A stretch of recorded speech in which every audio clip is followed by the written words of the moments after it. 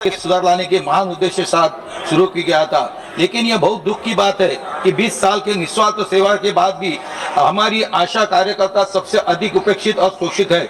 इनकी कोई fix salary नहीं है, कोई सामाजिक सुरक्षा नहीं है और भविष्य के लिए कोई आर्थिक गारंटी भी नहीं है। देश के अलग राज्यों में उन्हें अलग मानदेय मिलता है। मेरी 4 मांगे हैं इनके बारे में खाली।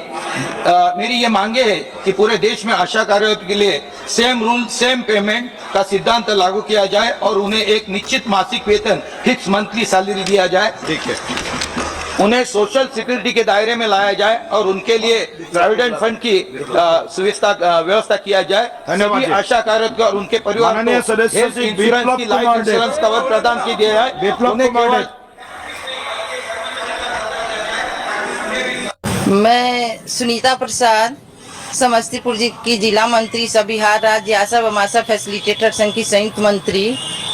मैं माननीय मुख्यमंत्री जी को और माननीय प्रधानमंत्री जी दोनों को मैं क्रांतिकारी अभिनंदन करती हूँ और साथ ये भी कहती हूँ कि पिटारा तो खोले हैं और हम लोगों को खुशी हुई है, लेकिन खुशी का मतलब ये नहीं कि काफ़ी खुशी हुई है। बस हम लोग इसलिए खुश हैं कि चलिए डूबते को तिनके की सहारा मिला है, क्योंकि हमारी जो मांगे थी आशा एवं आशा फैसिलिटेटर संघ का जो मांग था वो हमारा सबसे पहला मांग था कि हम लोगों को सरकार सरकारी सेवक घोषित करे, और सरकारी सेवक जब तक घोषित नहीं कर रही है तब तक हम लोगों को न्यूनतम वैधानिक मजदूरी जो 26,000 रुपया होना चाहिए वो मिलना चाहिए।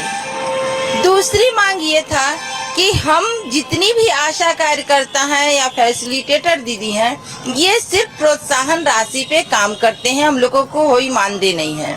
पिटारा खोलने के नाम पर भले ही वो वाहवाही कर रहे हैं, इसके लिए हम उनको फिर से 1,000 से 3,000 आभार व्यक्त करते हैं।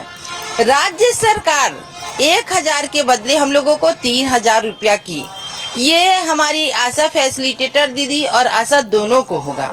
लेकिन जो केंद्र सरकार माननीय प्रधानमंत्री जो 2,000 से 3,500 का पिटारा खोले, उसमें हमारी आशा फैसिलिटेटर को 1 रुपया भी नहीं है।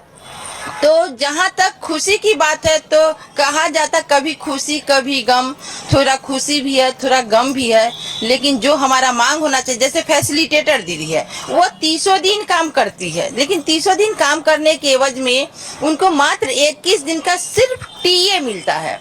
आज तक कोई भी ऐसा काम नहीं है जिसमें सिर्फ टीए का भुगतान होता होगा। टीए के साथ उनका डीए होना चाहिए था, तो हम लोगों को 1 रुपया भी डीए नहीं दे रहे हैं और 300 दिन काम करते हैं सिर्फ 21 दिन के टीए पे। और तो और एक ही कार्य क्षेत्र में 60 वर्ष के उम्र में हमारी आशा दीदी को रिटायर कर दे रहे हैं और आंगनवाड़ी को 65 पे रिटायर कर रहे हैं। ये कहाँ का न्याय है? जब दोनों बहन आंगनवाड़ी है या आशा है, दोनों एक ही कार्य क्षेत्र में काम करते हैं, तो दोनों का रिटायरमेंट का उम्र 65 होना चाहिए था। तो सरकार यहाँ भी गलत नीति कर रही है, हम लोगों को उम्र में भी छूट नहीं दे रही है।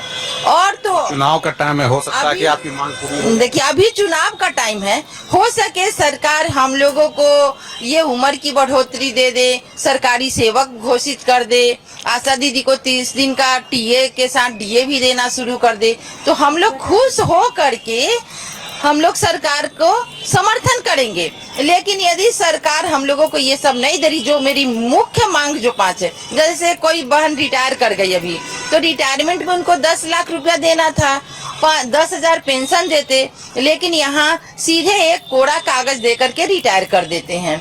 सांसद हो, विधायक हो, पार्षद हो, वो 1 से 3 बार 4 बार बनते हैं तो उनको 3-4 बार का पेंशन मिलेगा। लेकिन जो आशा फैसिलिटेटर दीदी 60 वर्ष की उम्र तक काम करती है, उनको सरकार 1 भी पेंशन, 1 रुपया भी पेंशन देने का बात नहीं कर रही है। तो यहाँ पर सरकार हम लोगों के साथ दोगला नीति का काम कर रहे हैं। इसलिए हम चाहते हैं कि हमारी जो मुख्य मांग है, उम्र बढ़ाना, सरकारी सेवक घोषित करना और रिटायरमेंट में 10 लाख रुपया देना, 10,000 पेंशन रिटायरमेंट में देना, आशा फैसिलिटेटर को 30 दिन का काम देना, इन सभी कामों को यदि इस पर हमारा जो सरकार का ध्यान होगा और इसमें से हम लोगों को कुछ मांगे मिलेगी तो हम लोग सरकार के समर्थन में है, अन्यथा पुनः हम लोग फिर से संघर्ष करेंगे। नीतीश कुमार अभी जो है महिलाओं पर ज्यादा विशेष, जैसे 35% का आरक्षण देना नौकरी में, अभी आप लोग का मानदेय बढ़ाना, क्या देखते हैं इसमें? इसमें तो कुछ नहीं कर रहे नीतीश जी अभी। जो देखिए हम लोग को जो मांग था 26,000 वेतन करने के लिए, वो भी नहीं दिए हैं। इसमें कहाँ कुछ मतलब बढ़ोतरी हो रहा है। हमारी मांग 1,000 से 3,000 तक हुआ। तो 1,003 उससे क्या होने वाला है। देखिए कोई भी सरकारी कर्मी जो है उसको 35,000 40,000 वेतन है। काम तो आशा दीदी भी करती है ना, उसको 3,000 मिल रहा है। 3,000 में क्या होने वाला है। एक परिवार को चलाने के लिए 3,000 से क्या होने वाला है। सरकार को समझना चाहिए, नीतीश जी को बुझना चाहिए। एक महिला का जो है संघर्ष उसको मानना चाहिए, लेकिन हम लोगों को जो मांग है वो अभी तक मिला नहीं है। इसलिए संघर्ष जो है जारी ही रहेगा, संघर्ष रुकने वाला नहीं। खुशी है कि नहीं? थोड़ा खुशी है, थोड़ा सा बस समझिए, ज्यादा खुशी कुछ नहीं है इसमें। क्या कुछ खुशी नहीं है ज्यादा। क्या कहना चाहेंगे? थोड़ा आपकी सहपाठी करेंगे, थोड़ा खुशी है। थोड़ा तो खुशी है ही, लेकिन जितना होना चाहिए उतना तो है नहीं। सबसे ज़्यादा सबसे बड़का बात है जो मानदेय तो कर देना चाहिए अच्छा खासा, कारण हम लोग का एज भी हो गया इतना, कम से कम 60 से 65 आंगनबाड़ी को जैसे हुआ है उस तरह से हम लोग को भी हो जाए तो और खुश थोड़ा सा होंगे और मानदेय का बढ़ाने का कोशिश करेंगे, यही कहेंगे और क्या करें। ममता को 300 से 600। हाँ तो ममता को 600 हुआ है तो उसको भी तो खुशी है, लेकिन उतना नहीं ना जितना वो लोग भी तो हर दिन भर रात काम में लगल रहती है। मेहनत तो करती ही है कि 600 से क्या होने को है, वो भी साथ बात। हम लोग चल जाते हैं, उसके अनुसार पैसा नहीं मिल रहा है। क्या कहना चाहेंगे नीतीश जी को? नीतीश जी को कहते हैं हम लोग को वेतन चाहिए और सरकारी घोषित करना, 26,000 वेतन और सरकारी घोषित करना। क्या कहेंगे?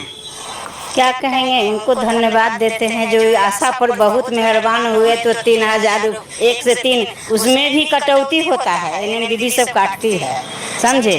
उसके बाद जो है सो मानदेय करना चाहिए उनको, तो मानदेय ने जितना ही दिए उन मानदेय में देते तो खुशी होता, लेकिन खुशी नहीं है। हम लोग गम से रो रहे हैं, खुशी नहीं है। वो दिए हैं फैसिलिटेटर को तो कुछ नहीं दिए हैं, लेकिन आशा को जो दिए हैं खुशी नहीं है।